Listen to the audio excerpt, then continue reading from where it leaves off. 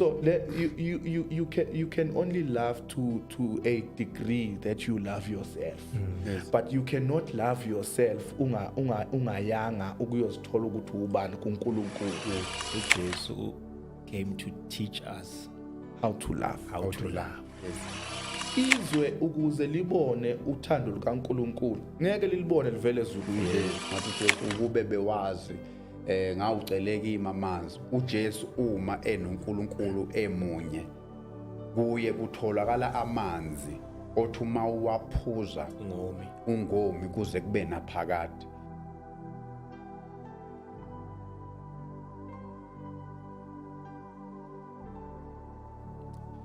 Greetings to you all emakhaya.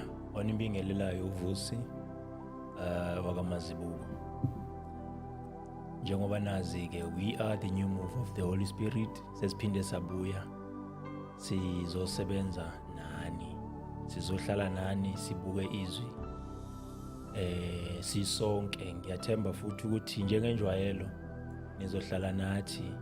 Esikuthokozela kakhulu enilokhu nikwenza ukubona ama-comments engena, even though singajabulile ngokukhula kwe-page lethu. Siyacela ukuthi uma uhleli njengamanje usabukele isaqala ishow, make sure ukuthi upressa ibutton le-subscription so that uzoba nathi na next time.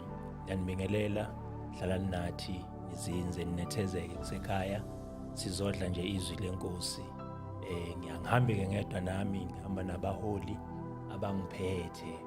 Ngiyanibingelela abaholi, ngizocela nibingelele niphinde nizi-introduce ukuthi ningabobani, umholi wakuphi, ukhonza kuliphi ibandla. Amen. Siqale ngapha. Asibingelele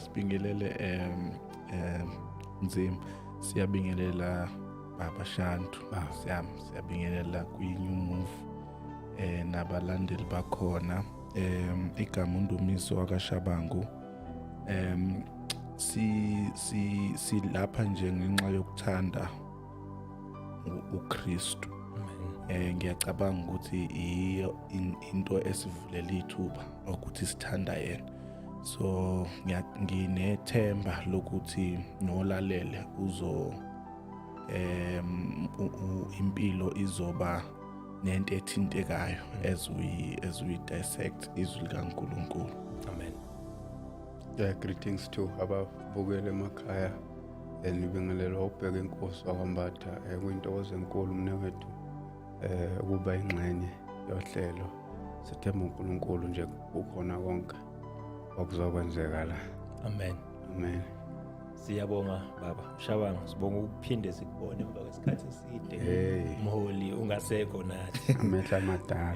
Ngize ngambuza mfowethu mangihlangana naye ukuthi mholi usilahlile. Nginako ukubona ukuthi ayi ngazathi khona ongasekho phakathi kwethu. Kodwa ngenzeka ukuthi khona azositshela khona. Hayi namhlanje siyethemba Wakuthiwa kuyayidede sibayele. Azula konke besawelanda. Hayi bengingabizwa. Ungabizwa. Lo muntu kunama-date mfowethu bengwazi at least, so bengibheka wona ukuthi awuleya Shabangakekho uma so uyalizwa iqiniso ukuthi bengingabizwa. Siyathokoza ukuthi namhlanje ukhona. Siyabonga kakhulu. Siyabonga kakhulu. Mhlambe nje ukungena umsebenzi esizowenza namhlanje, sizongena emazwini ayisikhombisa asho uJesu esesiphambanweni. Mhlambe nje ozongena kwizwi lokuqala ngizocela ukuthi athi mhlambe ukuhlehlela emuva kancane, asibambe asithathe la khona mhlambe kususwa umsebenzi wonke lo wesiphambano kuze kufika la singavele siqhamuke sendaweni la khona uJesu esekhulu. Uyabona, sesiyithatha nje sesiyithatha phezulu. Uzosuka nathi lapho. Mbukele ekhaya, hlala nathi njengoba bese ngishilo ukuthi sizocela uhlale nathi, iBhayibheli lakho libe seduze, nenotebook ibe seduze. Uma kukhona ongakuzwa, siyacela ukuthi ku-comment section make sure ukuthi uyakhomenta, it's either uyabuza noma uyancoma noma uyagxeka, siyakwamukela konke as long as nje kuzosisa phambili or wena uzokhona uku-engage nathi. Amen. Sizongena nje ezwini lokuqala esizoliphiwa umfowethu uShandu izwi lethu lokuqala elitholakala ngokukaLuka chapter 23 verse number 34. Izwi esilaziyo sonke. Bavamile ukuthi lezi inkonzo ezinokuyihamba mawuhlangana lapha ya kuthiwa la uJesu wayenzela ukuthi nithethelelane yabo, bese kuthiwa ngabe wena uyathethelela yini yabo. So siyathemba ukuthi namhlanje mfowethu uzoqala lapho ekutheni ngabe wena uyathethelela, ngabe thina siyathethelela, usise kwenye indawo. Lithi lifundeka ngalendlela, kepha uJesu wathi baba bathethelele ngokuba abakwazi abakwenzayo. Babelana izingubo zakhe, benzelana inkatho. Mhlambe ekungeneni kwakho bengishilo ukuthi uzocela ukuthi usilandise emuva kancane, but kunama key point engizocela ukuthi uphinde wathinte. Kuzoba nje ngama questions engizowafunda la. Eyokuqala, if Jesus forgave before they repented, what does that reveal about God's heart? Question yokuqala osizocela ukuthi empendulweni yakho uzithinte zonke lezi zinto. Esibili, what would happen if believers truly understood the level of forgiveness? And then nesithathu, are we still trying to earn what was already forgiven? Amen. Siyabonga mnewethu ithuba bazalwane, bosufundile mfowethu ukuthi lithini. Yebo. Ngizocela ukuphinde ngifunde bese kuLuka. Yes, Luke 23 chapter 34 verse 34. Okay, then bazalwane emakhaya lithi baba bathethelele ngokuba abakwazi abakwenzayo. Babelana izingubo zakhe, benzelana inkatho. Mhlawumbe mfowethu kuzosikhosta ukuthi singajahi, siye kahle ngoba ibanzi le ndaba. Kodwa kakhulu nje ngizocela sizame ukuvula ngokuka Isaiah 53 verse 12, ukuzama ukuhlehlela emuva njengoba bewushilo ukuthi ngingaqhamuki sengingena phezulu. Isaiah 53 verse 12. Konke okuningi uJesu akakwenzile okanye akushilo. Everything, not even a second out of izinto azenzile ezenza nje zisuka kuyena. Zonke izinto uJesu azenzile wayezenza ngoba zigcwalisa umbhalo owabekwa ukade ukhona ngaphambilini. Ukuzalwa ngakho kukhona ngemuva ukuthi uJesu uyeza uzozalwa. Konke akwenza awokwenzakala sezelwe engumntwana. Ukhona into eyafika nje kwavela inkosi ethile yathi abantwana mababulawe. Konke lokho kwabekade kukhona ngaphambilini. Kwaphinde kwavela into yokuthi abantwana bakaIsrayeli baphuma eGibhithe. Konke lokhu uJesu naye waya eGibhithe egcwalisa umbhalo lo wokuthi abantwana bakaIsrayeli baphuma eGibhithe. Then noma sifunda ku-Isaiah 53 verse 12, ukhona into engifuna ukuyithola lapho as my foundation. Isaiah is one of the prophets abaprofethile kakhulu ngokufika kukaMesiya. Then asithole-ke ukuthi-ke wabekade ethi kuzokwenzakalani ngoJesu. Okay, Isaiah 53 verse 12. Yes. Ifundeka kanje, ngalokho ngiyabela kanye nabakhulu, yahlukanise impango nabanamandla, ngokuba yawuthulula umphefumulo wayo ekufeni, yabalwa kanye nezelelesi, yathwala nokho izono zabaningi, yakhulekela aboni. Yebo, kule ngxenyana nje ethi yakhulekela aboni iyo engizongena ngayo. Kusho ukuthi kunombhalo owade ukhona endulo ngaphambilini uJesu engakafiki, ukuthi-ke uJesu wabalwa kanye nezoni. Ofuthi sithola lapha esiphambanweni kukhona izelelesi ezimbili, ngokwesokhohlo nangokwesokunxele nangokwesokudla. Ubalwa kanye nezoni. Then ke kutholakala into ethi wakhulekela aboni, so he interceded for the transgressors. Yes. So mangabe ethi ke baba bathethelele ngokuba bakwazi abakwenzayo kufezeka umbhalo. Lento bengithi ngizame ukisho ngaphambili ukuthi ke ayikho into uJesu akayiphimisela okanye eyenza ingekho embhalweni. Yonke into noma ngabe yini, ngisho singathola ithuba lokubuka zonke izitori uJesu akadlule kuzo ukuthi leyo nto ayikazi bebikhona embhalweni ngaphambili sizoyithola. So nalokhu ke ukuthi athi uJesu atholakale ethi baba bathethelele ukuba abakwazi abakwenzayo, that itself it is a intercession of transgressors. So ukhulekela aboni uJesu, ukukhulekela kwakhe aboni bengithe akenzi noma yini. So ukuqhubekela phambili mhlawumbe singabheka lokho ukuthi ke ngoba ethi ke baba bathethelele ngokuba bakwazi abakwenzayo, then la kukhulunywa ngokuxolelwa izono. Yini le yenza ukuthi kusukwa nje eqaleni esiphambaneni vele kusuke kuqondaniswe nokuxolelwa kwezono. Mhlawumbe uma sibuka ukuthi isikhathi sasesifanele singabheka lokho ukuthi kunezwi eincwadini incwadi yamaHebheru, encwadini yamaHebheru elithi there is no forgiveness of sin without the shedding of the blood. So bese kukhona yini na uchitheka kwegazi. Then siyathola ukuthi ukusukela nje esigcawini lapho khona uPilato noHerod bephoselana ngayo uJesu lithethwe icala lakhe, kukhona la khona abahlukaniselana khona into ukuthi makubethelwe yena kukhululwe uBarnabas. Then kulezo ndawana lezo kutholakala ukuthi kunesigcawu la uJesu ayeshaywa khona elize lizothi iBhayibheli ngemvimbo yakhe thina saphiliswa. Uma kusukela lapho ezothwala isiphambano endleleni babehamba bemhlukumeza ukufika esiphambanweni before azoqala ukukhuluma lithi iBhayibheli wakhuluma ebethelwe, kusho ukuthi amashizolo ayeseqalile engena, and then the shedding of the blood was there. So the forgiveness of sin now qualifies to take place because there has been a shedding of the blood. So uma ngabe lithi iBhayibheli there is no forgiveness of sin without the shedding of the blood. Even ungavula incwadi yabaseFesu chapter 1 verse 7 izokutshela ukuthi ke redemption and forgiveness come through his blood.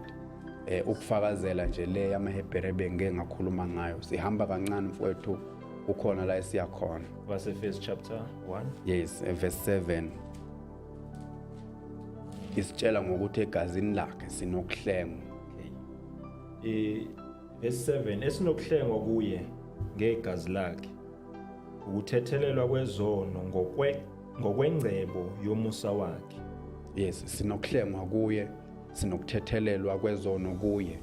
And kutholakala kuyena osikhulumela noBaba. And le ingibuyisela kule ncwadi ethi ungumlamleli wesivumelwano esisha. Uma ngabe efika mina nawe sinenkinga, and then uShabangu afika athi Mbatha xolela uvusi, kukhona leyo nto leyo esitshela khona, isitshela ngaye uJesu, isivezela yena noma isifakazela ngobuyena engumlamleli.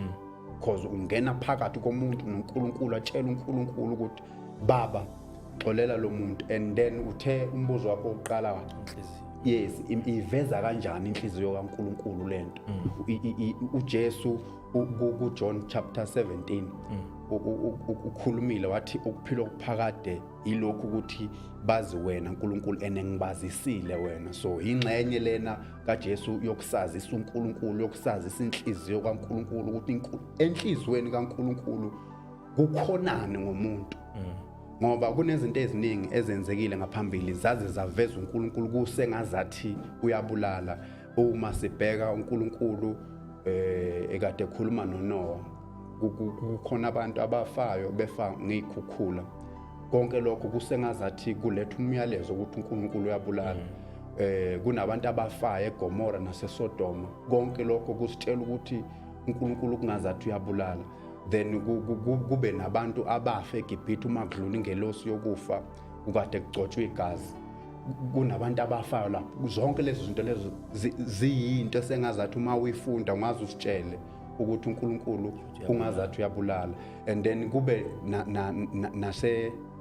nala khona amadodana khona oMose ayenza ngenye indlela lithi iBhayibheli khona la kwavuleka khona umhlaba amanye ashona phansi.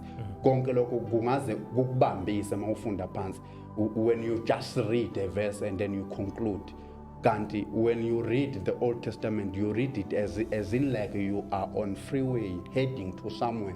And lize lithi iBhayibheli uNkulunkulu wakhuluma ngeindlela eziningi kodwa ekugcineni ukhulumile ngendodana yakhe. So uma uNkulunkulu kungukuthi uyabulala, uNkulunkulu in a form of umuntu esefikile emhlabeni ebhekene nazo-ke manje izonike, ebhekene nazo-ke manje izona. Lithi iBhayibheli uJesu ubehlala kakhulu nabantu beze bezibuze ukuthi-ke waze wahlala nesifebe kangaka ube ebazi bese eveza izinto zokuthi inyanga ilapha abagulayo, so ayizelanga abaphilayo.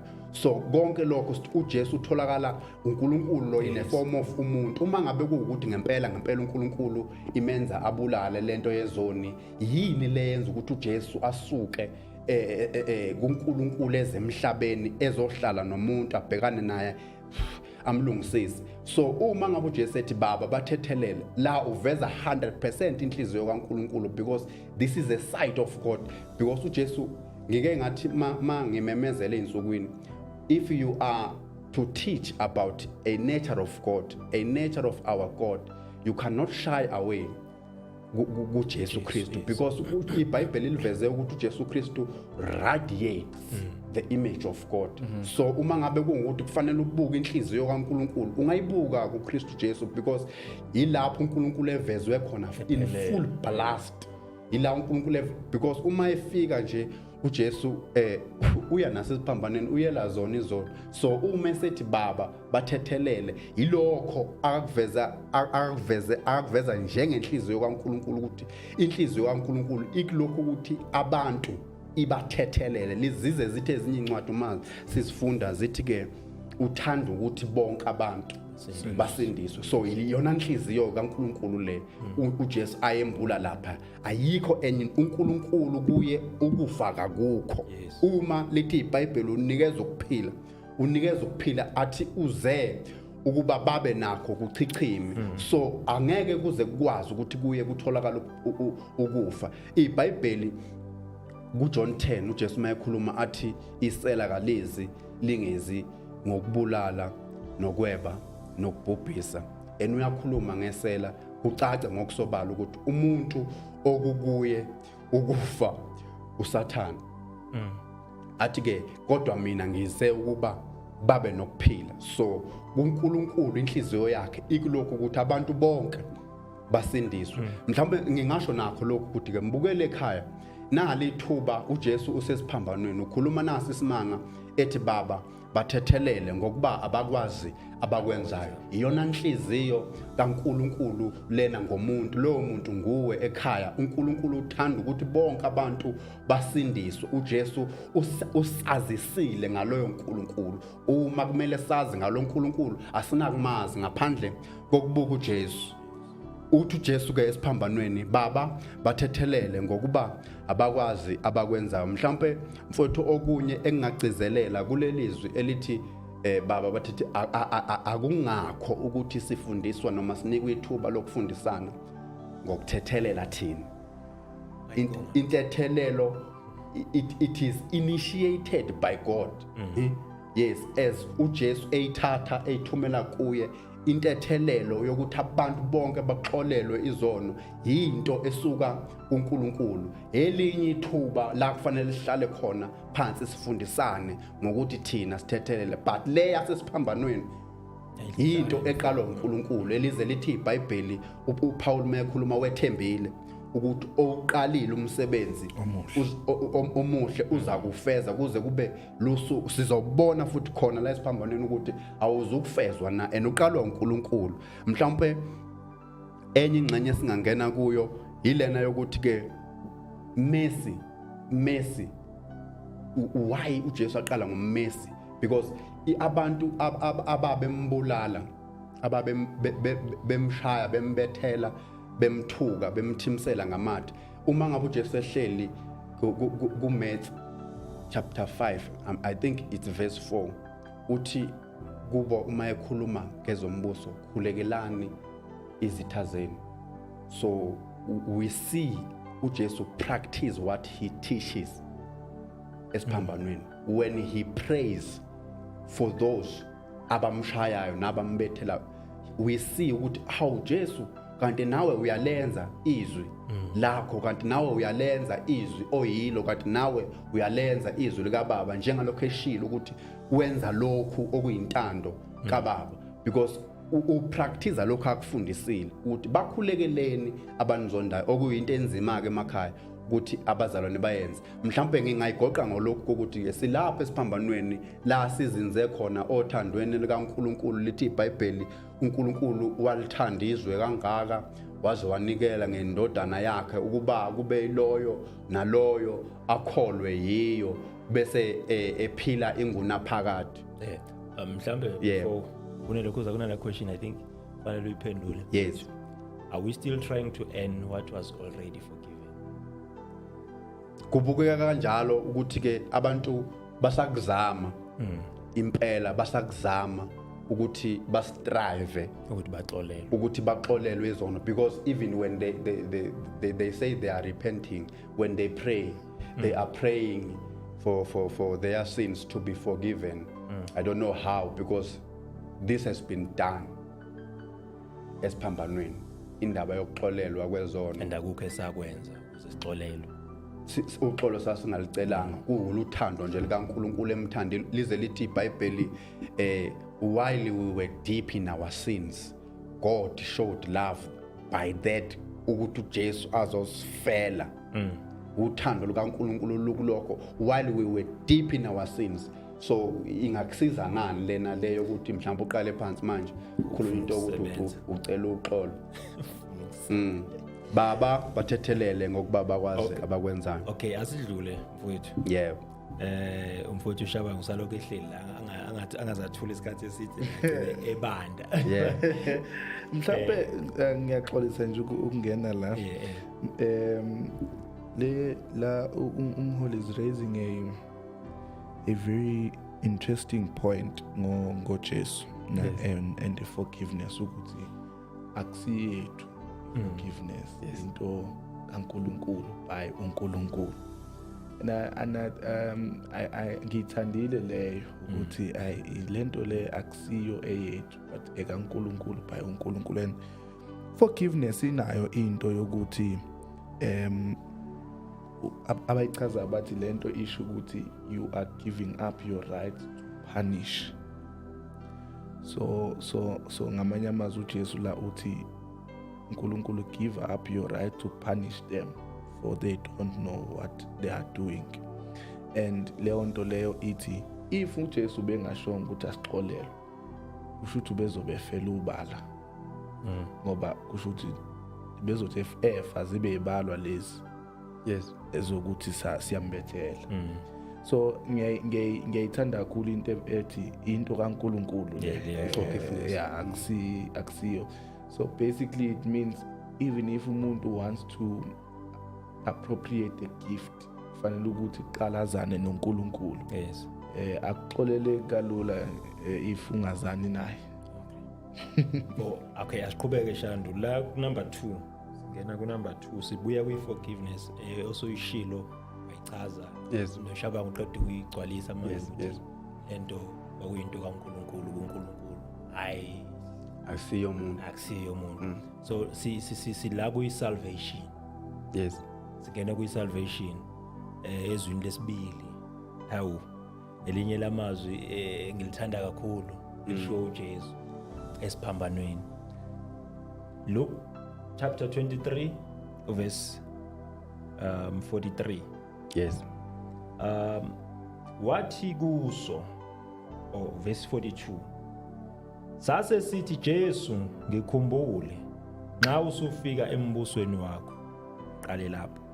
Then 43 wathi kuso ngiqinisile ngithi kuwe namuhla uza kuba nami eparadise. izinto engizocela iziveze mfethu, what qualified the thief for salvation in his final moments? And number 2, does this statement destroy salvation by works theology? How should this shape how we preach the gospel? Izinto mfethu engicela ukuthi ngivezele zona kulelokhuzana yesibili, kuleli izwi lesibili uJesu akhuluma ngalo, alishoyo esiphambanweni. Amen. Ngike ngaveza into ethathwele ku Matthew 5 verse 4, lapho khona uJesu lithi iBhayibheli wayekhuluma intshumayelo sentabeni, wayebafundisa kakhulu ngezinto ezithinta umbuso. So when he start to practice what he taught about the kingdom, ikhona into engifikelayo ngokuthi mayethi baba bathethele ngokuba bakwazi abakwenzayo, yambula enye into about a kingdom.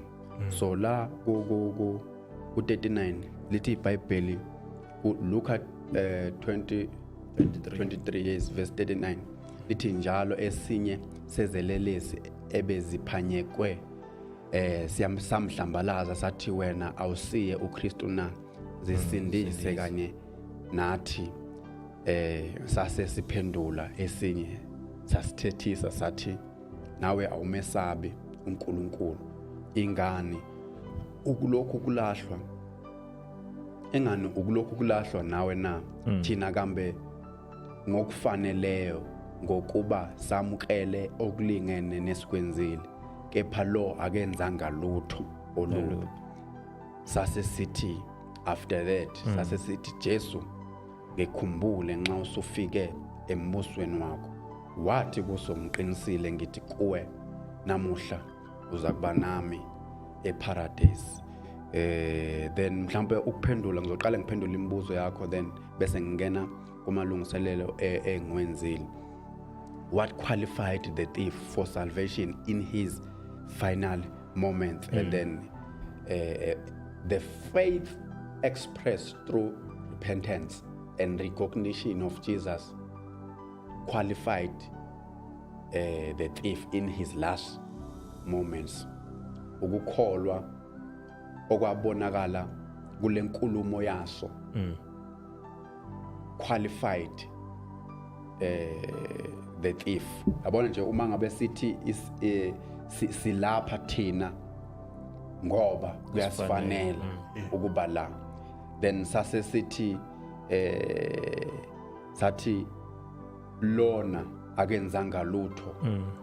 Lokho nje nakuloko ukuthi emagameni aso kukhona into ethi Jesu ungikhumbule embusweni wakho. When we preach salvation ku Romans chapter 10 is chapter 10 verse 9, ikhuluma ngokuthi umuntu ukholwa enhlizweni avume ngomlomo.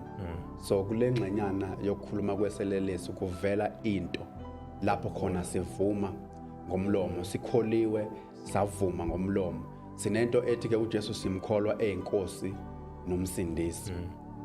Kule ngxenyana siyasithola uselelesi ukuthi siyamveza uJesu njengenkosi.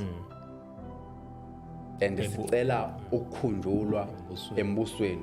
Bengithekeke kuzona zonke igameko uJesu athethayo kuzo noma akhulumayo kuzona noma ngabe wenzani, ayikho into eyenzeka nje njengesehlo, kodwa yake yaba khona ngaphambilini. Mhlambe ukuphendula omunye umbuzo wakho, does this statement destroy salvation by works theology?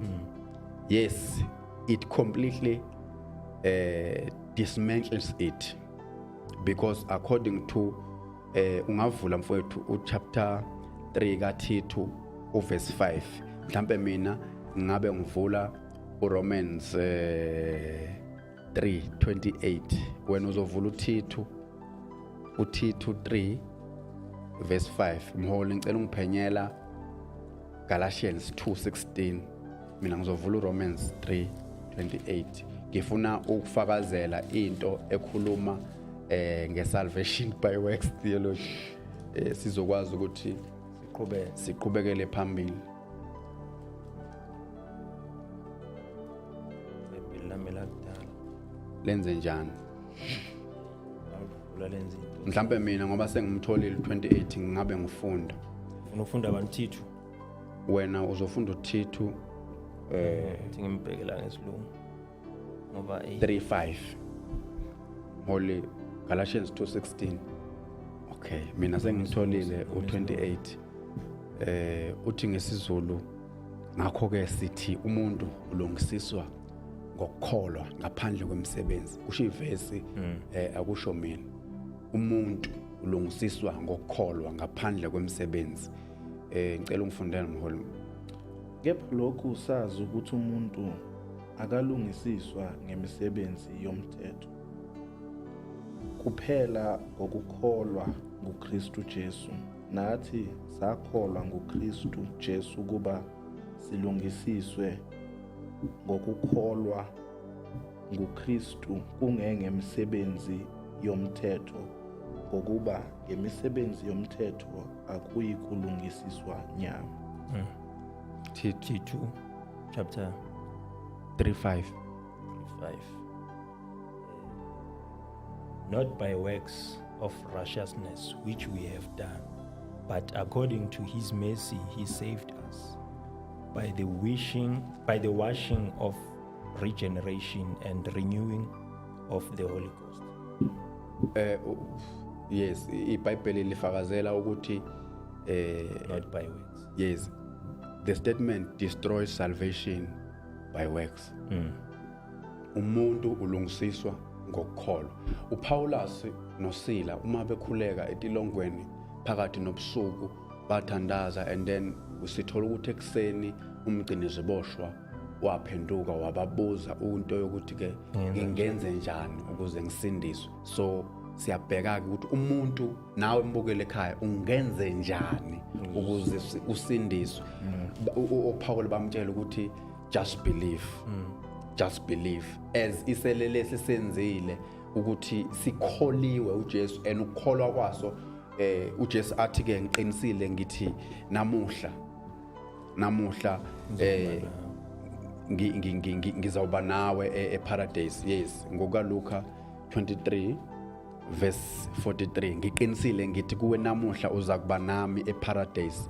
And then the immediate access iyangilimaza, the immediate access, because umuntu back then ku Genesis sithola ukuthi wakhishelwa ngaphandle Eden after he has fallen into sin. Uma ekhishelwa ngaphandle la uJesu utshela iselelesi ukuthi namhlanje, so if indaba yokukholwa yenza ukuthi sithole iaccess Ubuyele embusweni. yokubuyela embusweni, yokubuyela eparadise lika Baba ngokukholwa kuphela. Amen. Ngokukholwa kuphela. And then the thief had no works, had no baptism, had no ability to make things right. Yet Jesus assured him of salvation. If works were required, the thief would be disqualified. Uma ngabe imisebenzi beyidingeka ngempela, iselelesi bengesikwazi ukuba noJesu eparadise. The cross proves that grace alone saves. Mhlambe, how should we shape? How should this shape how we preach the gospel? We must preach grace-centered, faith-driven salvation. Grace-centered. What we preach emakhaya bazalwane, uma sishumela umusa, ivangeli eligcwele umusa, elisindisa abantu ngokukholwa. Uma ufuna incwadi ezizokufakazela lokho, lithi iBhayibheli ku-Isaiah 55, wenina nonke enomileyo wozani kimi. Yes, and then the gospel is accessible to everyone. Salvation is simple, but cost Jesus everything. We must preach, come to Jesus as you are. The thief believed on the cross, and Jesus changed his eternity. Come as you are and just believe. Mhlambe ilokho esingakubeka mfowethu ukuthi lapha kuvela insindiso ngaphandle kwemisebenzi kuvela iaccess okulula ukuthi kube kunezincwadi ebengizifuna ukuthi zikwazi ukusisiza la ukuthi singene kahle. Amen. Mhlambe singavula yipi nje kulula kimi ukufinyelela kwabaseRoma ngiyabathanda. Kulula ubuyabathanda. Romans 10:13. Yes. Incwadi yabaseRoma baba izokulamulela entwenini. Romans 10:13 lithi izwi ku13 ngokuba bonke abayokhuleka egameni lenkosi bayakusindiswa. Just that ngokukhuleka egameni lenkosi uyakusindiswa. So umiselele sisikhuleka sithi Jesu ungikhumbule embusweni wakho, salvation comes. Ngokholwa mfowethu umuntu uyasindiswa, ngokholwa umuntu uyalungisiswa. La kwelesibili bazalwane emakhaya, uma uJesu ethi ngiqinisile ngizakuba nawe paradise, lento isifundisa ngombuso kaNkuluNkulu ukuthi ke uma sesixolelwe izono kulula ungena embusweni. Ayikho into esivimbayo, ayikho into okudingeka ukuthi siyenze la esiphambanweni. Umsebenzi lona kaNkuluNkulu, ingakho noJesu ewuthathe wawuthumela kuye umethi baba bathethelele, ngoba umsebenzi oqalwa uze uyophethwa uNkulunkulu ngaphandle kwecontribution yakho. Yebo, mhlambe mfowethu singagcina lapho nje ukwenzela ukuthi singaze sihambe kakhulu. Hallelujah. We are the new move of the Holy Spirit. Ngiyathemba usahleli nathi.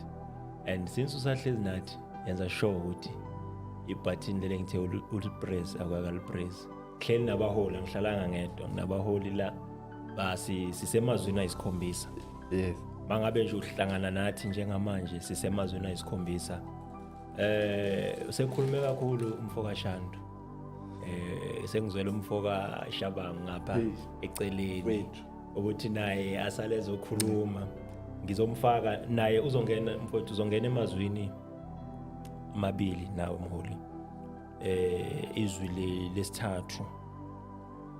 Izwi lesithathu elitholakala kuJohn chapter 19 verse 26 to 20. Angazi noma ngikufundele, ngibone mangifunda uShando ephinde efunda, so angifuna ukwenza kube God. Ngafunda mphathi.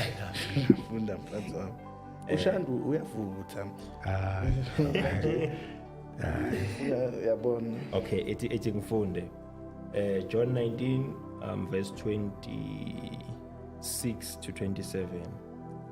26 uthi kuthe uJesu ebona unina nomfundi amthandayo bemi ngakhona, wathi kunina, mame, bheka indodana yakho. Wayesethi kumfundi, bheka unyoko. Kusukela ngaleso sikhathi umfundi lowo wamisa kwakhe.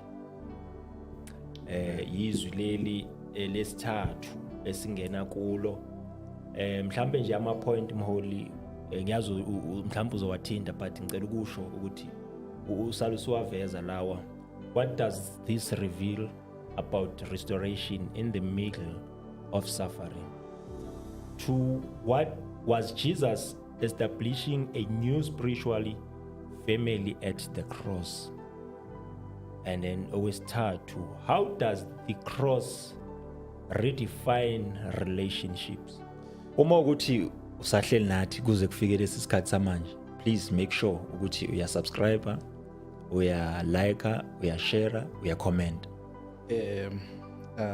Angibingelele futhi sengilesikhathi ngathi angikho.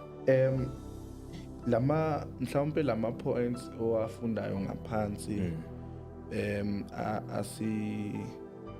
as restricted to take a certain direction kule lizwe, which we are going to attempt to be restricted kuona. Alright.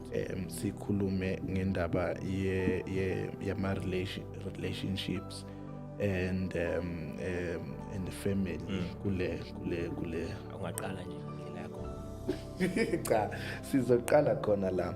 One, ngibuka la ukuthi yonke lento uma kukhulunywa la kuthiwa uMary ubesesiphambanweni nomfundi. Yes. kaJesu amthandayo. Ngikhumbula iculo elaliculwa kudala elithi ngimi esiphambanweni. There is a provision when you are near the cross. Yes. Meaning into ithi asibe la uJesu ekhona for him to see and be able to provide for us. And uma sibuyela nje emuva, uMary was given izwi elithi uzozala indodana, and izwi lathi uzozala a savior. Yazi ukuthi kuyenze uNkulunkulu asinikeze izwi siqhubeke empilweni sikhohlwe until kufika isikhathi la khona lelo zwi kufanele lenzeke. So uMary, when you look mhlawumbe lapha as check uLuke chapter 2, si check 11, Luke chapter 2 verse 11. Okay, uverse 11 uthi ukuthi nizalelwe namuhla umsindisi onguKristu inkosi emzini kaDavide. So the angel of the Lord presents uJesu as a savior, kodwa eyingane kaMary. So ezalwa nje uJesu, uMary watshelwa ukuthi emfuni lo muntu lo omphethe lo umsindisi, uphethe umsindisi. Ngamanye amagama wena Mary akufanelanga ukhohlwa ukuthi we envelope to the means. Yabo akusikho ukuthi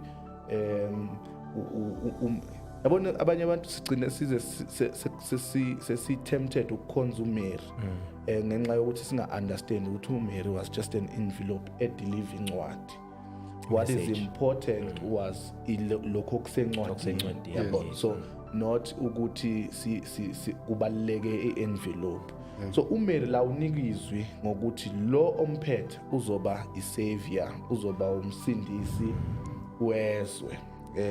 And njengoba enikwa ke lelizwi kuyenzeka ngithema ngiqala kuyenzeka unikeze izwi bese uyalikhohlwa, bese kufika isikhathi la khona kufanele ukhunjuzwe because that word has to come to pass. Yabo.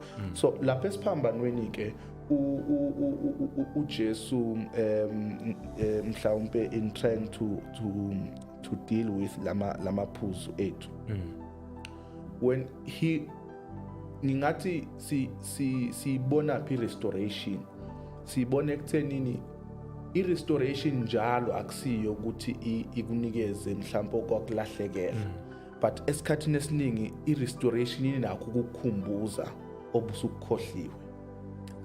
So lana uJesu uzo affirma into ethi mina ngazalwa vele ngiyisavior, and ngenxa yokuthi ke you have grown accustomed to into ukuthi unendodana la emhlabeni, and mina kufanele ukuthi ngithathe iposition of being a savior now. I am going to make an arrangement yokuthi ngithatha umngani ngimenze abe indodana. So ngamanye amazwi, as I serve uNkulunkulu in being my savior, I am also giving you somebody who's gonna continue to serve you in being the son. Yabo. So lento issue ukuthi uNkulunkulu provides, there is a provision kaNkulunkulu uma ukhona in his presence, ukuthi njengoba kuthathwa indodana kaMary ku activate indodana kaNkulunkulu, uMary has to be provided with a son. And indodana lana kahle hle ngiyacabanga ukuthi la lento kaJesu ayikhulumayo is more about uMary than uJohn. Ngoba iBhayibheli iveza ukuthi eqeda nje ukukhuluma lokho wamthatha waya naye. Why? Because uJesu benakekela uma wakhe, and therefore ngoba uJesu sekufanele angene kule function ayizele vele, sekufanele ukuthi ke kube khona omunye umuntu who's gonna take over. Sike sayichaza last ukuthi ngokwamaJuda vele beyithi into uJesu sekufanele anakekele uma wakhe ngoba udala bakhe. amaJuda athi ubhuti omdala unakekela umama ubaba uma engasekho and lona ke ngoba manje uthatha this function yokwenza ama-duty, the spiritual duties zakhe, usethatha umuntu amthandayo ukuthi lolo thando akalisebenzise ekuthandeni uma wakhe. And uJohn Simuzo engabuzi la kusukela ngaleso sikhathi wavele wamthatha wahamba naye. Kwenze njani? Is because zikhona izinto esikwazi ukuzenza ebantwini not because sithanda bona but because sithanda yena. Yayibona? So uthando lwethu kuNkulunkulu is a service to abanye abantu, which brings about into yama relationship now. The restoration of relationships. You cannot ukhona abantu abaphila manje abazwani nabazali babo kodwa uyabona ukuthi into yokungazwani naye ayikho kakhulu ngokuthi lo muntu akanalo uthando, but isekuthenini akanalo uthando lwakhe. Ngoba yazi ukuthi siyaxabana nanabazali, siyaxabana nama-families ethu, sixatshaniswa yini ukuthi siyabantu. But into ekwenza ukuthi uthi go beyond ingxabano and still love the person is because awumthandi ngothando lwakho but umthanda ngothando lwakhe. So ithi ke lento eyenza ukuthi sibone lungekho uthando in relationships, in families, in our societies because kushode uthando lukaNkulunkulu. And yabo if into ithi kulula ukuthi ithi, uyabona, ngoba uma sithanda yena siyakwazi ukuthi uthi mhlawumbe nje just to add a reference, uthi uma ekhuluma no Peter uthi Peter uyangithanda na, uthi Peter awunkosi ngiyakuthanda, phinde uyambuza futhi uthi uyangithanda na, and then uma uPeter ephendula ukuthi uthanda uJesu umnikeza an instruction to give amawundlu. Meaning lento Peter engikunikeza yona yokupha amawundlu awuyitholi ngenxa ukuthi uyakwazi ukupha but uyithola ngenxa ukuthi uthanda mina. So into yokuthanda ayilula. It's not easy ukuthanda nje. Ngisho nomzali wakho akulula ukumthanda uma ungathandi yena, yabo. So kuwesika ukuthanda umuntu oyistranger, yabona. Kanti uJesu uma ekhuluma uthe umyalelo wami omkhulu ukuthi uyabona. So then uthando lukaNkulunkulu likwazi ukurestore uthando esingenalo for abantu. So la isiphambanweni kuJesu uaddress into enjengaleyo yokuthi uyakwazi ukuthi uthande yena bese usebenzisa uthando lwakhe ukuthanda abantu. So ngamanye amazwi kuba lula ukwenza i-service of love if you love him. Ingakho ke nalomfundi ekuthiwa akazange kodwa manje ngoba nje hayi bafethu azathi uJesu thandanani bayokunazi ngakho, uyayibona. So kahle la intshumayelo le yokuthi nina ningabami, and therefore njengoba naye lo umama akabuzi ukuthi wayesengithatha lo, it's because lolu thando bahlangane lapho luze lo uNkulunkulu. Uyayibona lento ithathwa lapha bese ibuya kithi seyithi understand that. Uyabona ukuthandana kukaMary noJohn teaches us that bazelo uNkulunkulu, because kahle isiphambano sisifundisa lokho ukuthi ke thandanani laba bayokunazi ngakho lokho, yabo. Mina ngithanda ngaleyo ndlela leyo. Yes, I think is raising a very very valid point. Izwe ukuze libone uthando lukaNkulunkulu ngeke lilibone livele ezulwini, yabona. Izwe fanele ukuthi lizwe ukufudumala kothando lukaNkulunkulu ngokuthi abantu bali experienceile. So umuko wal experience you want to share it nabanye abantu. So akhaleke nalo into sikubona ngokuthi ungashare ukuthi hayi uthando wena ukal experience, yabo. Sikubona ngokuthi ungaforgive ukuthi wena awuka understand ukuthi how have you been forgiven. So into kaNkulunkulu ithi naka yena Yes. and then ekunakeni yena uzozibona usureflector yena ebantwini yabona. we even go back to into kaMoses. uMoses ubehlala noNkulunkulu enaka uNkulunkulu ekhuluma noNkulunkulu uthi mayiphuma ebantwini abantu bathi hey uyasichopha manje kwenze njani is because uthathe inature yakhe bese iyarubber off uma usufika ebantwini. So we won't be preaching ebantwini ukuthi thandanani if kuukuthi abantu bathanda uNkulunkulu ngempela ngoba lento yokuthanda uNkulunkulu ivela ukwenza uthande nje. Kube nature yakho ukuthanda ngoba uunderstand ngithandwe kangakanani uunderstand ukuthi yabo. So then ke it becomes the fruit. Even le yothando khona into ethi ke thanda uNkulunkulu ngayo yonke inhliziyo yakho yasilapha leyo ukwazi ukuaccessa ukuthi abantu bekwazi ukubona uthando lokaNkulunkulu. Thina uma sithanda uNkulunkulu kulula ukuliseva and check ukuthi uthini lapho uthi wothanda uNkulunkulu ngayo yonke inhliziyo yakho umphefumulo wakho bese ethi ke mayiqeda bese ethi uthanda umakhelwane wakho njengalokho uzithanda wena yabona. So you can only love to a degree that you love yourself. But you cannot love yourself ungayanga ukuyozithola ukuthi ubani kuNkulunkulu. So your love comes from loving God. So kafishane Mholi uthi uJesu came to teach us how to love. Yes. Ngoba simzwile impela kule malukuzane lokhu uthi uJesu njengoba bengithandile nami nginithandile. So njengoba nginithandileke ngenani ngalolo thanda thandanani ngalolo thanda and we are born ukuthi ukuza kaJesu introducer laphana ku John 3:16 ukuza kwakhe is as a result of uthando lukaNkulunkulu. Yes. Ngoba kuthiwa uNkulunkulu walithanda ngakizwe waze wanikela ngendodana yakhe ezelwe yodwa ukuba ilona lowo okholwa yiye angabhubhi kodwa abe nophilo phakathi. So I think we have dealt ngento of families and relationships la. Maybe to push it further sengingathi ke mina, can we look at Isaiah chapter 9 verse 6, and now la we checking ukuthi why manje uJesu ezothi akasesi indodana to this mother. Yabona uJesu bafowethu had a function. I-function yakhe was to be a savior.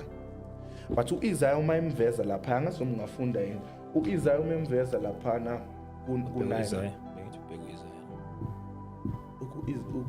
okay no mina bengibheke elinye la so ngoba manje uyithinta indaba I'm sorry ezijule kakhulu uthe u61 uIsaiah u9 I think uverse 6 uzoqala ku verse 6 Isaiah chapter 9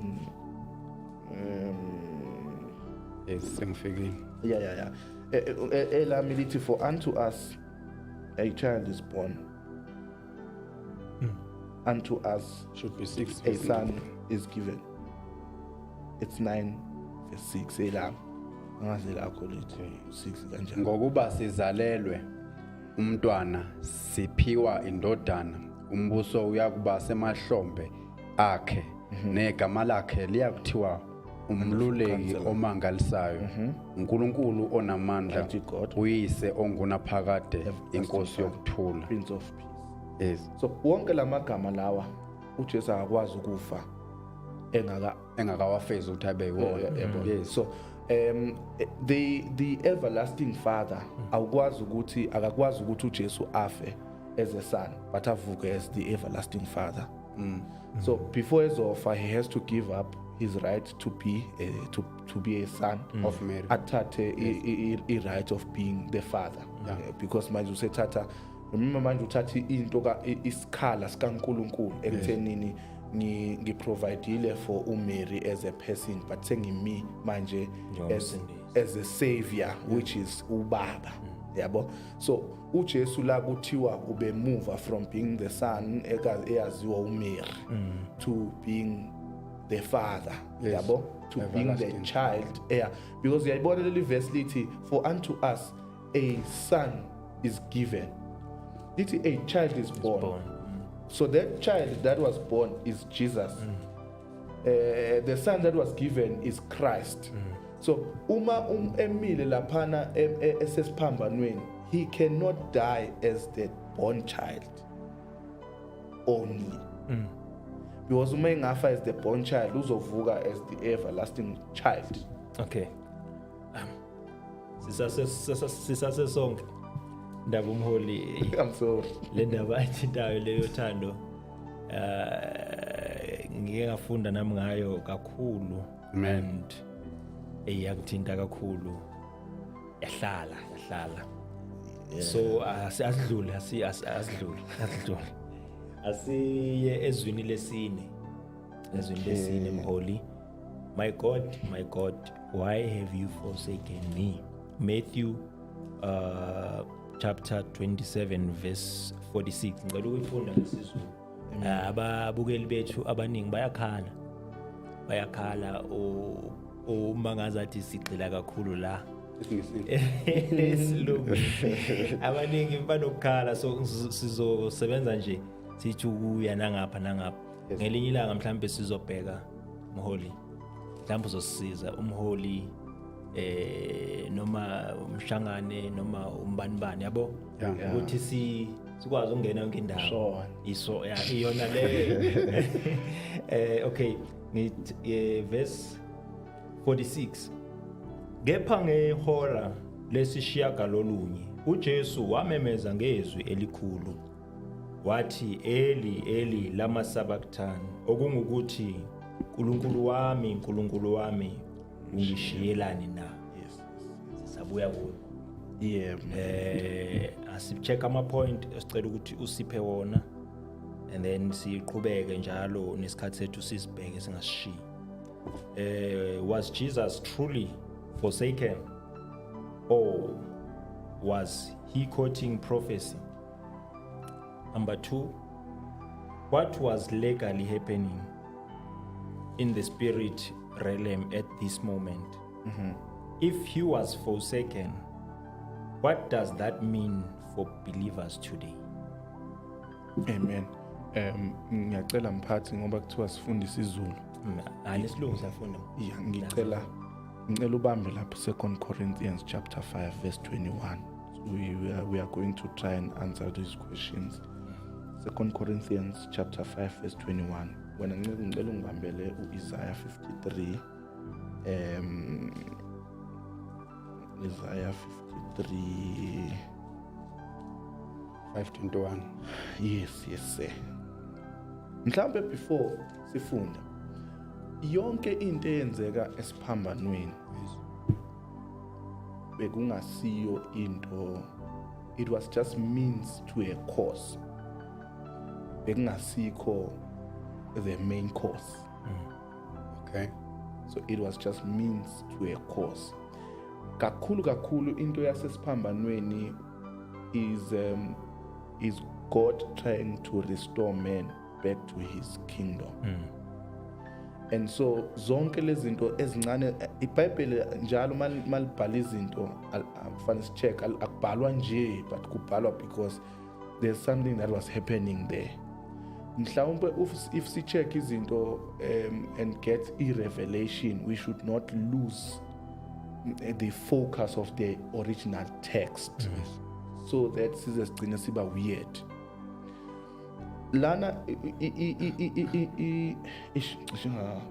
khulumi isiZulu esijingqi English. Esiphambanweni into kakhulu ekudilwa nayo laphana kudilwa nesono. Amen. Nokurestore umuntu back to the kingdom. Ngoba into kaNkulunkulu nomuntu yayithi let them have dominion. Yeah. And therefore if bengasenzi lokho kusho ukuthi they are outside iwill kaNkulunkulu.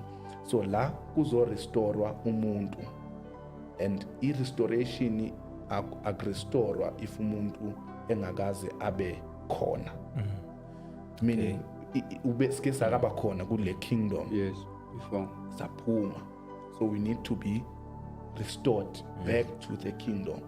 If ufunda uGenesis lapha ku Genesis chapter 3 uzobona ukuthi sasinikiwe idominion kodwa saphuma ngenxa yesono. Yes.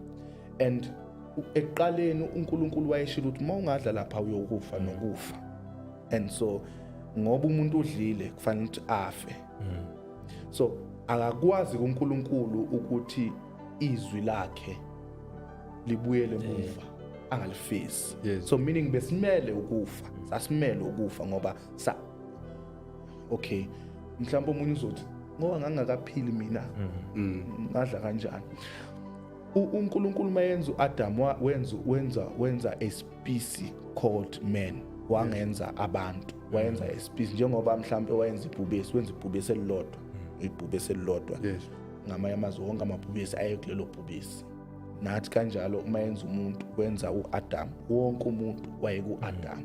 That's why uNkulunkulu ezothi ke it's not good for Adam to be all in one. Yes. It's not good for wonke umuntu to be all in Adam. Yes. So ngizomenzela umsizi ukuthi akhiphe labantu, but ngasikhathi emenzela umsizi uAdam wona bengakabakhipha abantu. Yes. Meaning yonke into ayenza uAdam nathi sasiyenza naye, and therefore that's why kuthiwa for sin came through one man. Kushiwo laphana kumaRoma lawo wathanda. For sin came through one man. So ngamanye amazwi sonile, we are supposed to be punished, and the punishment yethu ukufa. Yes. So sizofunda ke manje la ngithe ngicela ufunde khona, so that we see ukuthi kwakwenzakalani kuJesu ezozethi why have you forsaken me. Lithi iBhayibheli kwabaseKorinte besibili isahluko 5 ivesi u21, ongasazanga isono wamenza isono ngenxa yethu ukuze kuyena senziwe sibe ngokulunga kukaNkulunkulu. Okay, he who knew no sin was made sin, so that we are made righteousness of God. Why kwenziwa that substitute? Kwakufanele sife, but kwathunyelwa uJesu ngoba uNkulunkulu elithanda izwe. So uJesu is a substitute yethu, meaning konke lokho okufanele kufelwe yithi kwafelwa uJesu. Konke lokho kwakufanele sibulalelwe khona kwafelwa uJesu. Uthe wena there is no forgiveness of sin without the shedding of the blood. So that sin had to be forgiven ngokuchitheka kwegazi lalowo onesono. Yes. Yabona good Old Testament kwakuthiwa thatha a lamb. Yes. Uthi ngamanye amagama ilamb ithatha isono sami usibeka kwilamb, makufa ilamb kufa wena. Yes. Yabo, on behalf of yourself. On behalf of you. So uJesu la wenziwa ilamb, and siyabona laphana kuPilato uma emveza uthi uPilato lona ngimbone ngenacala. Abanye babethi uyamsave ukuthi angayi, kanti uyamqualifyisa ngoba lapha kwakuyimvana engenacala, emqualifyisa. Wathi mayefika esiphambanweni uJesu uyesiphambanweni nje bese kufanele ngabusefile. Njobe shaya kuyipping post yonke lento eyenzakalayo bekufanele ngabe usefile kodwa akafi ngoba isono Asikafi kuyo. Yabona. So now iBhayibheli la uPaul usiyaveza ukuthi kukhona imoment la uJesu enziwa khona isono. Yes. Yes. So njengoba enziwa isono, I think ngicela ungifundele uIsaiah 53, ufunde nje I think from verse 2. Okay. Verse 2. Ngokuba yakhula njengehlumela phambi kwakhe nanjengempande emhlabathini omileyo. Yayingenasimo nabuhle ukuba siyibuke, yayingabukeki ukuba siyifune. Yayideleliwe, yashiywa ngabantu, umuntu wobuhlungu owazi ukugula, yeyiswa injengositezelwa ubuso ngabantu, ayisishayanga nto yalutho. Kepha yazithwala izifo zethu, yabetshatha ubuhlungu bethu, kodwa thina sathi ijezisiwe, ishayiwe nguNkulunkulu, ihlushiwe. Mhlawumbe asime lapho. Now leli verse leli lifundwe lapha naleli licishe likhuluma into eyodwa. ukuthi lona became sin, he who knew no sin became sin. Into enza ukuthi uJesu angafi sonke lesi sikhathi is because isona asifikanga kuye. Nanoma eseyofaka esiphambanweni. Remember usesiphambanweni kodwa akakoni. But what is happening la, there is a substitute. uJesu wathatha izono zethu waba yiso. So uNkulunkulu umeshiya akashiya uJesu but ushiya abantu yebo ushiya lento uJesu asephendulwe wayiyo, which is sin. So ngempela uJesu washiwa la ngoba uNkulunkulu cannot coexist nesono. And so kuthiwa ke Isaiah umveza eshayiwe uNkulunkulu. Ushawa kanjani? Ushawa because kushawa isono. So kushawa lento ekwakufanele kufelwe yona. Imisono sesifikile kuyena, he had to be punished. He had to be punished because kupunishwa isono. And so wase qualify ke manje ukuthi angafa because sonke lesi sikhathi ubona nje engafi echithe igazi elingaka is because akaqualify yabo. So wase thatha izono zethu zamqualifyisa ukuthi angayova. But uma kuthethwa icala, you cannot be punished twice for the same sin. For the same sin. So uma kuthethwa icala kuthiwa kukhona isono ashayelwe sona esiphambanweni. But makuthiwa kuyachekwa no lona akonanga kanacala. Oba nabonile. Ilaba ade kuthiwa forgive them for they don't know what they are doing. So uJesu wase eshiwa kanjalo ku that moment ukuthi uNkulunkulu cannot coexist nesono, and therefore uJesu ngoba ephendulwe isono asakwazi ukuthi babe ndawonye. Yes. So usho ngokweqiniso ukuthi baba ungishiyelani na ngoba ngithi kuthiwa kukhunyushwa kanjalo ukuthi ungishiyelani. I think I've covered lama phuzu akho mholama unless ngibushile. Ase kuma ukhona engushile uzosho ukuthi hey ncebo lana khona okushiyile yabo, so that we cover it elsewhere. Nathi nje ngokusesiphuthuma nje yabo ngoba kudala sihlezi la sebazoze basixoshe sebazoze basixoshe. So sizongena ezwini esihlanu Shando. Mfowethu nje sesi John 19 verse 28 bazalwane emakhaya, emva kwalokho uJesu ekwazi ukuthi konke sekuphelelisiwe ukuba umbhalo ugcwaliseke, wathi ngomile njengoba ngishilo, there has never been a thing just akayishilo or akayenzile ngaphandle kokuhamba embhalweni. So iBhayibheli ke liveza ukuthi kwathi sekwazi ukuthi konke sekuphelelisiwe ukuba umbhalo ugcwaliseke, wathi ngomile. Maybe unganginikeza amaphuzu lawana and then ngikwazi ukufundela. Was this only physical based or prophetic fulfillment? What does this reveal about Jesus' humanity? Did he thirst so we would never spiritually thirst again? Maybe ephuzweni lokuthi what does this reveal about Jesus' humanity? Ngizoqala lapho. Incwadi yamaHebheru chapter 2 verse 14 ithi, ngakho ke njengoba abantwana bahlanganyela igazi nenyama, ngakho ke njengoba abantwana bahlanganyela igazi nenyama, naye uqobo wahlanganyela khona lokho ukuze ngokufa amchithe obe nawo amandla okufa okungusathana. Maybe again ngifunde la engilungise khona mfowethu. He shed in our human nature. So uJesu had it himself that he is a human, also he is God.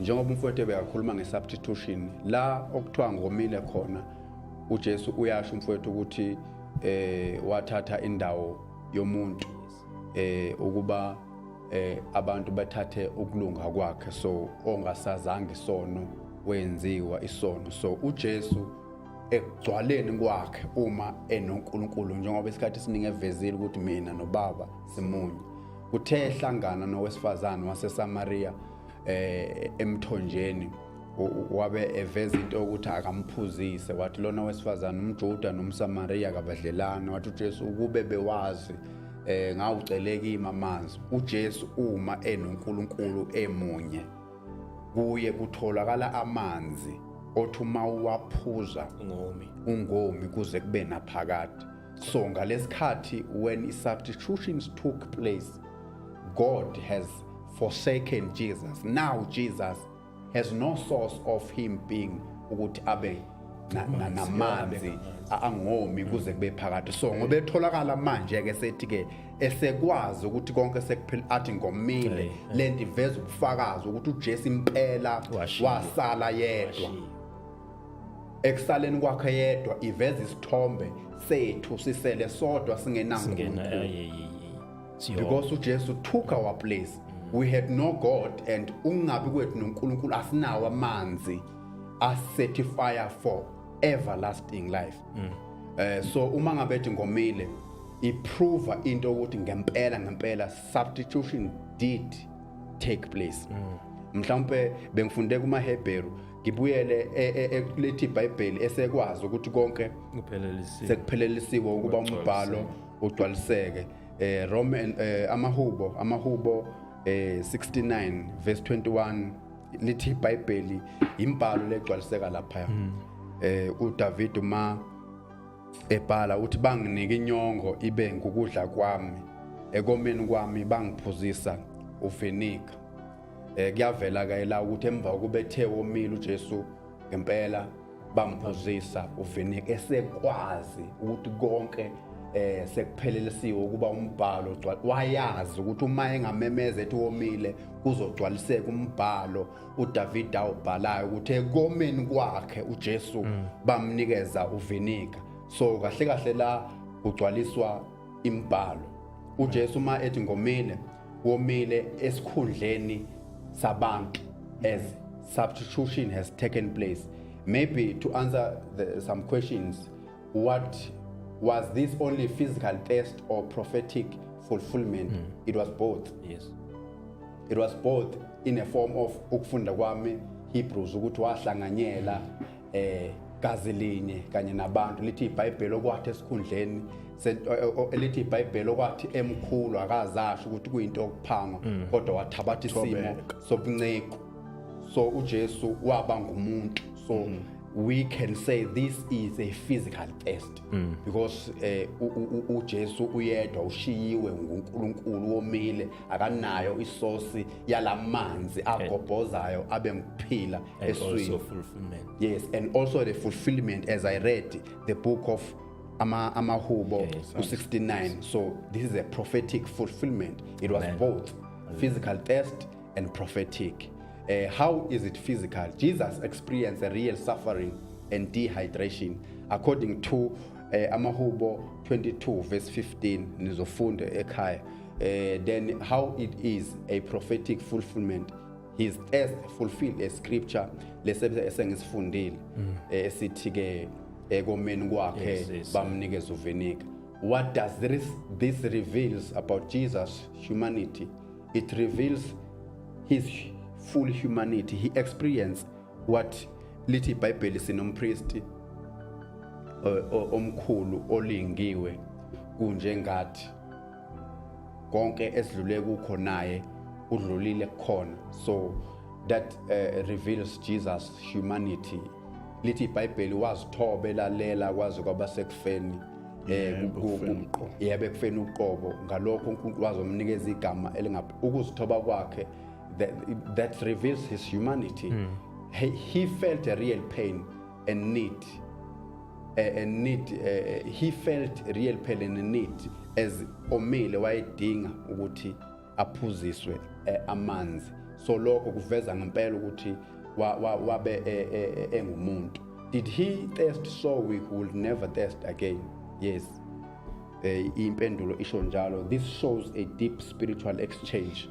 Jesus became thirsty so we could receive a living water. Mpholi ufundile wathi ongasazange isono wenziwe isono ukuze thina senziwe ukulunga.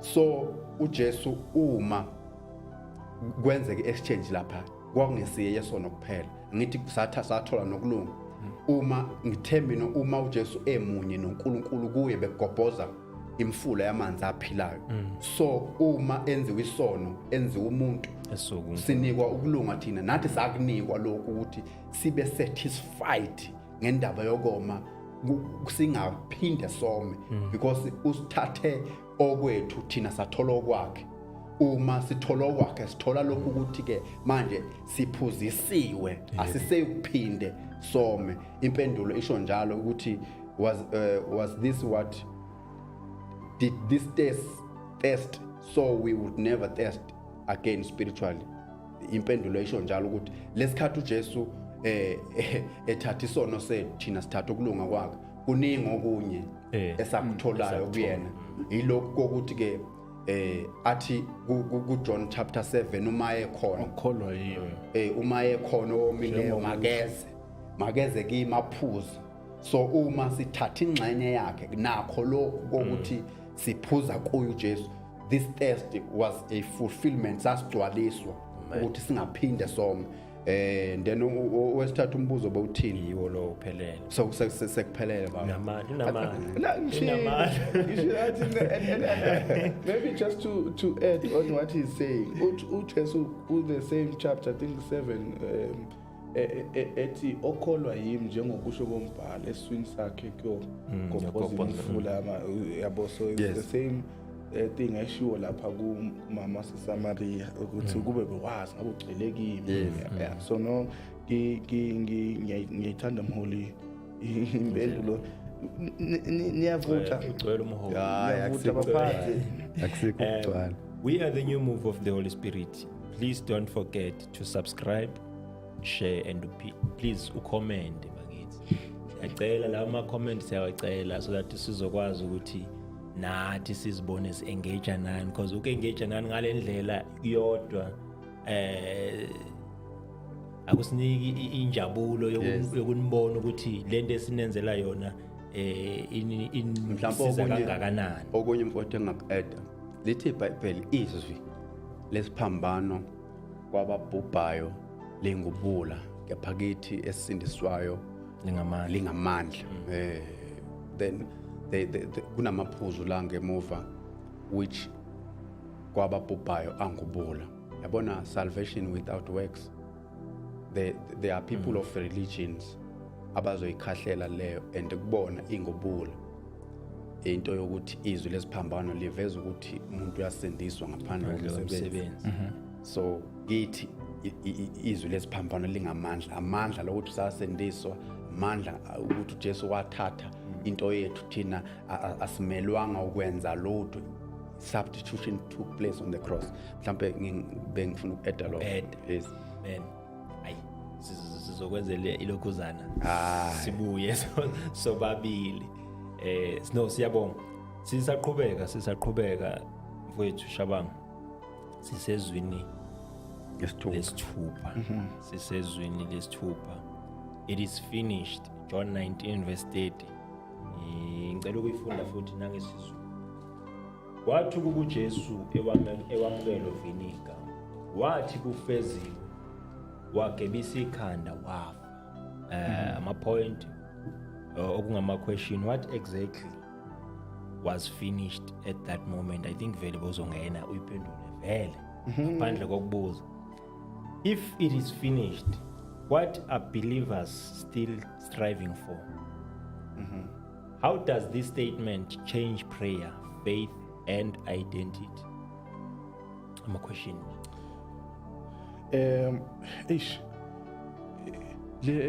leli verse leli ngithembe kade sikhuza laphana ko Facebook ko banibani uthi leli gama lakho lesihebrew ufuna ulisebenzisa liyeke manje kodwa ke it's fine aliya kwa Facebook la ikhaya uvumelekile lazadalo lana mhlambe angazi ngimise this point laphana eqaleni ukuthi if he was forsaken what does it mean for believers today nginento ethi uNkulunkulu wathi I will never leave you nor forsake you so washiwa yena ukuthi singashiwa thina. So ke uma uzizwa ngathi ushiyiwe okwazi ukuthi Usuke. yabona hayi nakashiyana. Okay, sila lento ethi it is finished law, it is finished law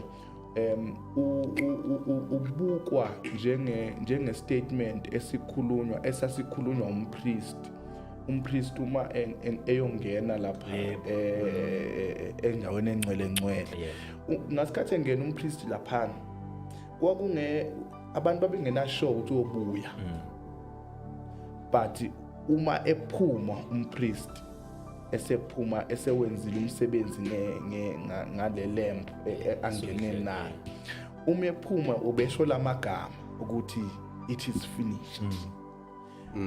Meaning le substitute ekade ngiyoyenza lapha phakathi ihambe kahle and it symboled into ethi victory because they celebrated abantu uma esebuya umpriest ezosho ukuthi it is finished. Lena futhi iphinde futhi ivezwe uma kukhulunywa ngokwezezimpi uma ngabe bekune war uma kuliwa amasosha uma ebuya empini ebememezela lento ethi it is finished. Okusho ukuthi isitha sinqotshiwe seningama manje kulo yabo isiphelele into yethu yempi it is finished. So nalana uJesu usho the very same thing ukuthi it is finished ngamanye amagama lento ithi there is victory akusadinga ukuthi silwe nalesitha ade silwa naso ngoba sesinqotshiwe. Yisiphi leso sitha ilesitha esiwu isono ngoba uJesu into ayizele wayezofa maqondana nesono and so la kushiwo uthi it is finished. Why ethi it's finished ukuthi izono zonke seziqoqiwe zabakuye. So ngamanye amazwi I now qualify to die. So it is finished. So the total substitution has happened. Ziqoqwe zonke izono zabantu zafika zabakimi and therefore I indeed qualify now to die. So njengoba it is finished usho leyo nto ukuthi umsebenzi engizowenza maqondana nesono it is finished. Now lamaphuzo wavezayo uthi in trying to answer lama questions ukuthi if kwaqedwa then why are we still striving? Into ithi uthi uNkulunkulu my people are perishing for lack of knowledge. One of the reasons why we are still striving is because we lack knowledge of the work of the cross, of what was done at the cross. So we will strive until sikhathala ukholwa because we don't know what was done for us already. Yabo. So into ilapho kuyi knowledge. And then basically, how does this statement change prayer, faith, and identity? I-identity yethu sibuka uJesu. Lento uJesu ayeyiyo siyiyo. Yep. Yes. So whatever uJesu ayenze ehamba emhlabeni, we identify nayo because remember ukuthi wenziwa thina ukuthi thina sibe uye. That's why I think uJohn ukuthi bonke abamamukelayo abanika amandla okuba amadodana ngoba wahamba as a son emhlabeni. So you were given that power to become the son. Yabo. So uJesu ke useze ethi konke ngakwenza mina uthi nina niyokwenza kube ngaphezulu. Akasho in quality usho in quantity. Amanye amazwi uthi uJesu kuzothi kuse South Africa kube khona umuntu owenzayo kuthi kuse America kube khona umuntu owenzayo ngoba nonke seninikiwe amandla obuntwana to become. So wayesho maqondana nalokho ukuthi it is finished. Zonke izinto esicabanga ukuthi singafanele kufanele to ezaqedwa. Yeah, seyulwazi nje olusenza sifukuze kangaka. Amen. La ezwini lokugcina sizongena nje siyibambe nje siqede yes siqede ifeziwe yeah mhlawumbe mina nje la ezilogcina ngabuza umbuzo bese ngilindele makholwa ngoba nina ngibona niyavutha buza umbuzo wami uzothi lisho ubani le7 because ngale uma kuthiwa ngalena he died kodwa ke that's just me just trying to be controversial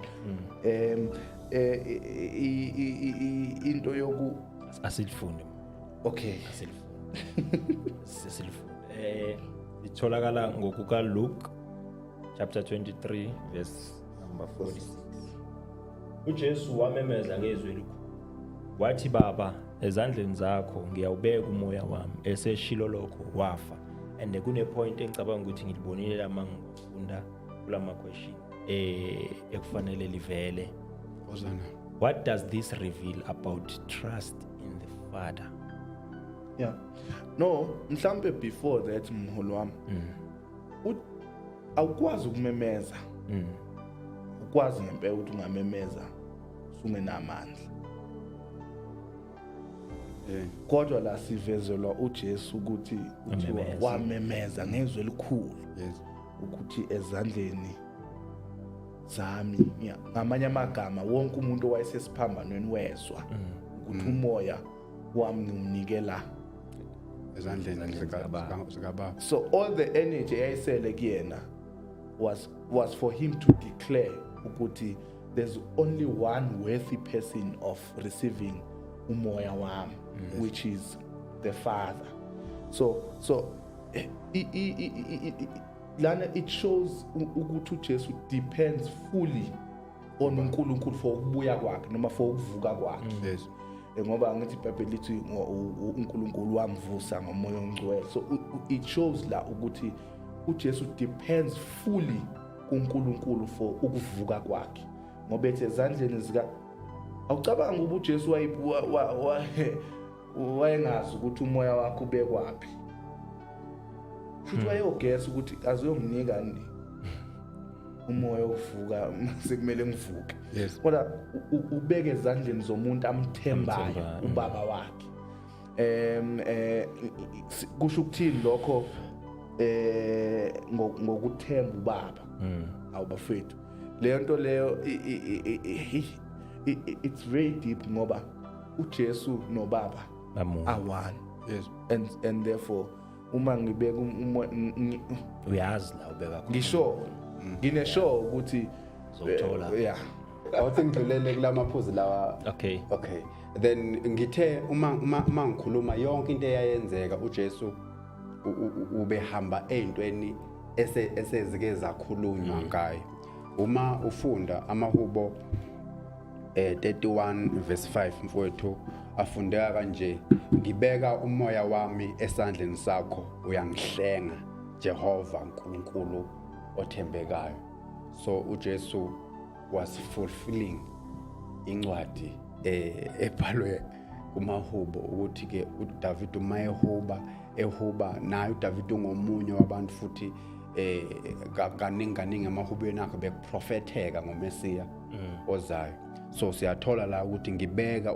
so uJesu wenza lento eyazi ukuthi ke ngibeka umoya wami esandleni sakho uyangihlenga Jehova then mhlambe bese sibuyela kuJohn 10 verse 18 ithi akakho ongangamuka ukuphila kwami kodwa ngikudela ngokwami nginamandla okukudela nginamandla okubuye ngikuthabathe lo myalo ngiwamukele kubaba kusho ukuthi uJesu kusukela nje la ethunywe khona ngibaba kunomyalo owawukade umtshelile ukuthi makayokudela ukuphila kwakhe ngenxa yabantu lithi iBhayibheli kakakho umhlobo omkhulu kunoJesu akakho umhlobo omkhulu kunaloyo odela ukuphila kwakhe ngenxa yabahlobo so uJesu ukuphila kwakhe wakudela kodwa akabulawanga isho njalo ezincwadi